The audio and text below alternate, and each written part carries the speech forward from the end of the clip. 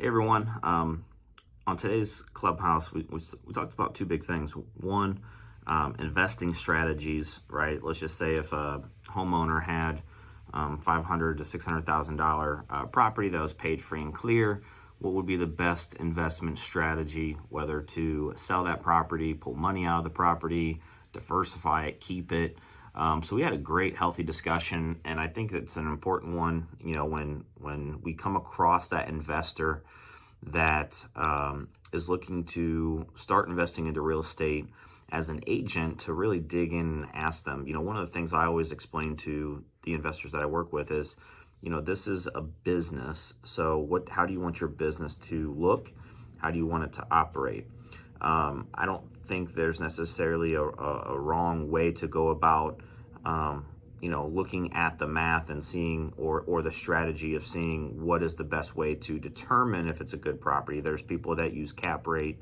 There's people that look at cash on cash. You know, what's my money invested, down payment, you know, updates, all of those things versus the return I'm going to get. Some people look at the 1% rule. Some people want to do, you know, the buy, renovate, rent, refinance strategy. So, you know, when you're talking to a potential client that wants to start investing into real estate, it's really just figuring out, you know, what are their goals? What do they want to accomplish? And I just had this conversation this past week, and you know, sometimes investors don't know what that is, and they're leaning on you for some guidance and to help point them in the right direction. And I think it's just digging in a little bit deeper and asking those hard questions, and then understanding, you know, as we go, we're going to start tweaking strategy, right? But you know, so how do you want your business to look? How do you want it to operate? What I mean by how do you want it to look?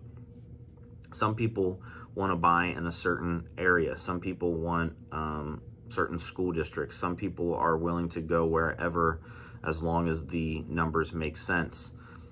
Some people, you know, they don't want to deal with, you know, Section 8 or HUD housing, and some do. And, you know, I tell my investors, like, to me, it's just, you know, where do you want it to be? You know, do you want to potentially have to drive across town, you know, to check out your rentals? Do you want them to be nearby? There's people that make a ton of money dealing with Section 8 and HUD housing. There's people that don't want to mess with it at all. So, you know, I don't think there's a wrong way. I think as a real estate agent, it's just digging in, asking those hard questions, and, you know, refining it as you go.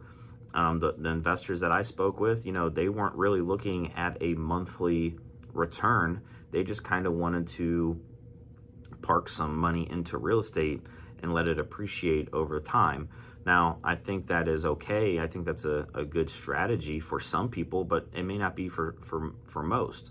And in that case, you know, we're in the period right now of actually kind of dialing in what they're looking for. They're not in my city, they're in a different state. They are somewhat familiar with the area, but you know, it's my job to help guide them through that process and help point them in the right direction. So I thought it was a great conversation. Investing in real estate is one of the things that I'm passionate about. It's something that I love doing.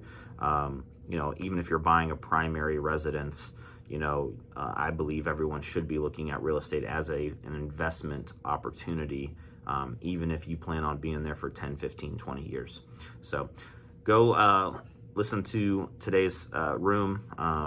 This one was done on the 19th of April, but we're in Clubhouse every single morning, Monday through Friday, 8 a.m. to 9 a.m., and I hope to see you there.